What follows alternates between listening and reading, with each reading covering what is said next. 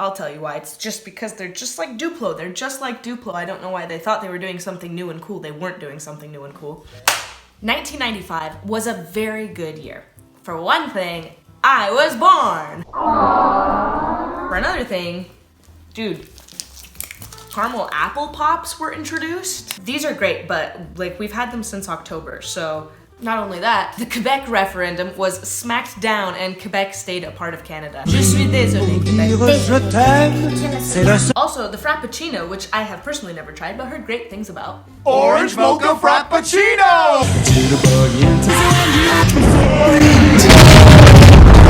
Some pretty great movies came out that year, including the first Toy Story, Clueless, as if. Sense and Sensibility,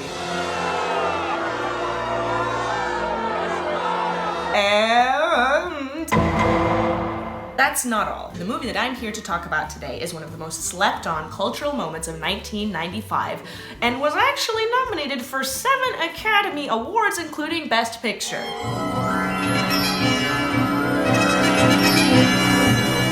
When I try to tell people about this movie and how much of a good movie it is, they're usually all like, yeah, oh yeah, Babe, Pig in the City, Pig in the Big City, the one where the pig goes to... No, it's not that one. Never happened. That movie doesn't exist. Now, back to Babe.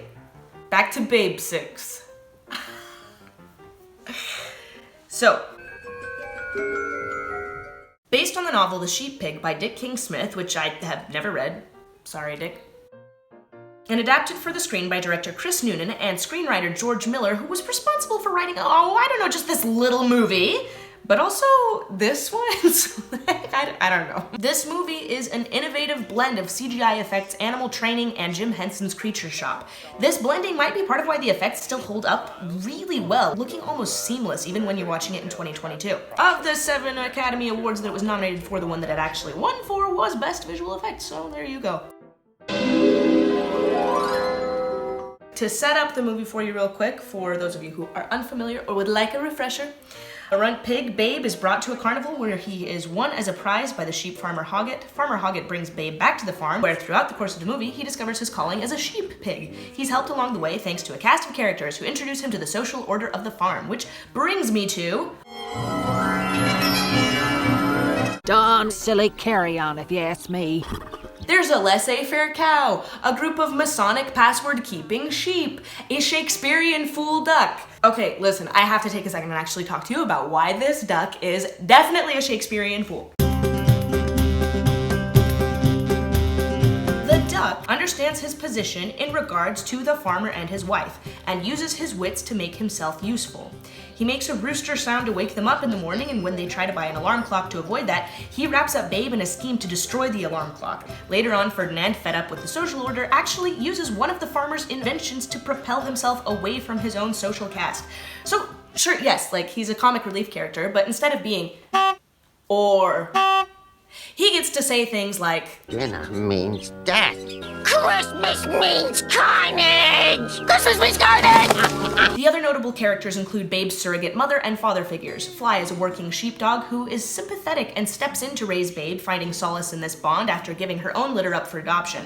She actually encourages Babe's sheep pig training. Rex, on the other hand, is callous and dismissive towards Babe, but this frigid exterior cloaks his own wounded pride. He's a has-been sheepdog.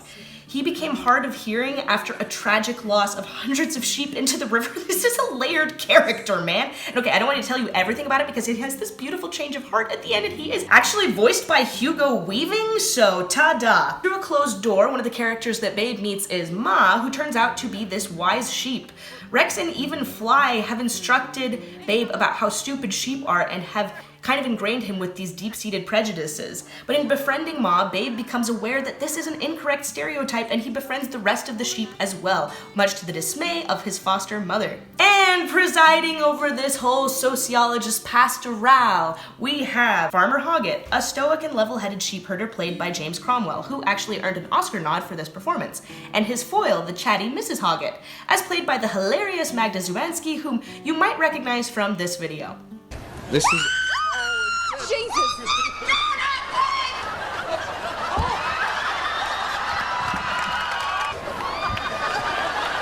At any rate, with his relentless optimism and naive view of the world, Babe shakes up the stiff social order of things, but not without a few life-changing consequences along the way.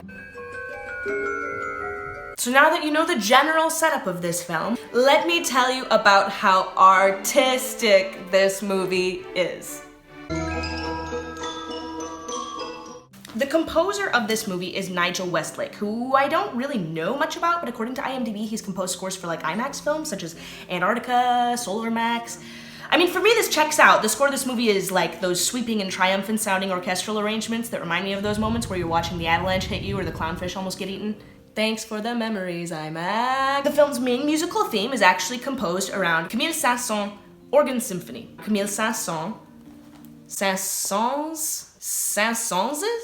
Désolé les Français. There's actually a version that was sung in 1978 UK to a reggae beat arrangement called If I Had Words, and it was performed by Scott Fitzgerald, not F. Dot, and Yvonne Keeley, and a bunch of Catholic schoolgirls. And it's cute or whatever, but anyway, Westlake actually uses this lyrical version to create one of the film's most breathtaking moments.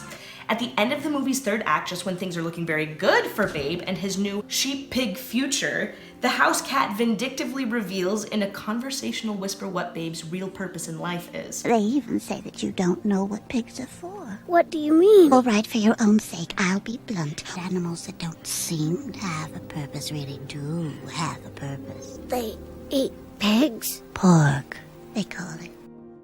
Yeah. So Babe runs away. Farmer Hoggett and the sheepdogs discover Babe shivering in the cold, nearly unconscious. Farmer Hoggett tries to nurse a fatally weakened and disillusioned Babe back to health, but he can't convince him to eat or drink anything.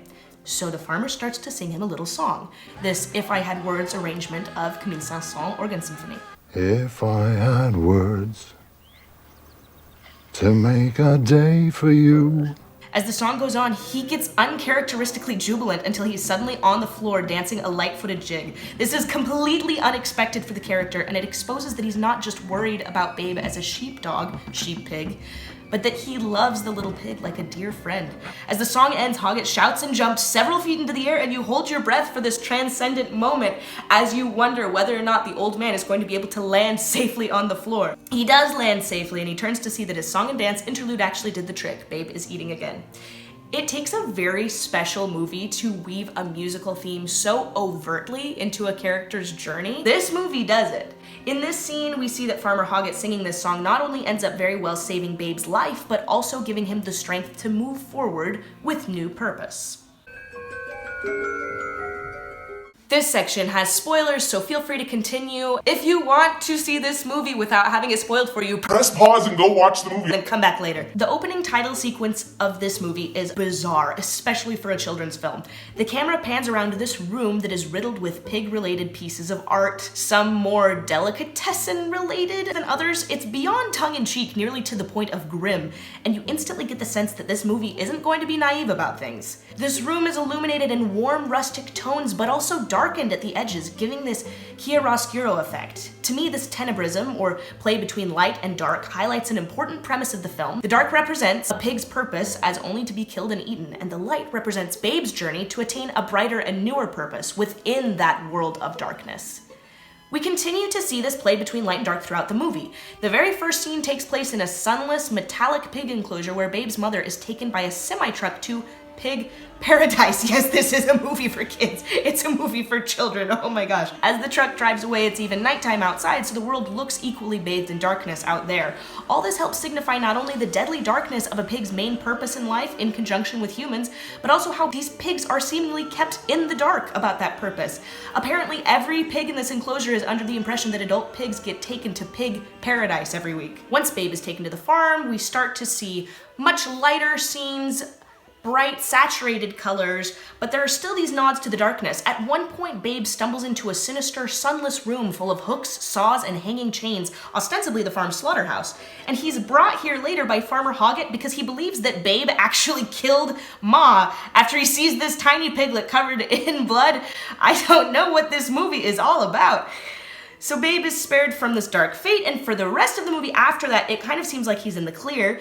He develops this method of talking kindly to the sheep, and it actually helps him turn out to be the most impressive sheepdog that Hoggett has ever seen. And his scenes of sheepdog training are bathed in these high levels of lightness. When Babe helps Hoggett on sheep shearing day, nothing is more light and heavenly than this shot. Man, this shot, I gasp every time I see it. And it seems with this shot like Babe has achieved full lightness of purpose. But then there's that freaking cat scene, man. He has been exposed to his real purpose, and this scene is all dark to reflect that. Once Farmer Hoggett helps sort of reconcile Babe to his sheepdog purpose, they compete in the sheep trials together. This scene takes place on a cloudy day, whereas most of the farmyard scenes in the movie take place under sunny skies. Now that the terrifying cat has burst that bubble, Babe has officially stepped into a cloudy world, now aware that he's side by side with a friend who could very well kill and eat him, but has chosen not to. As Babe pulls off the cleanest sweep these dang judges have ever seen, I'm so proud of him. A column of glorious golden sunlight pierces through the freaking clouds and descends upon only him and Farmer Hoggett. And as he looks up into the face of his friend, who utters one of cinema's honestly most iconic and memorable lines, That'll do, pig. That'll do.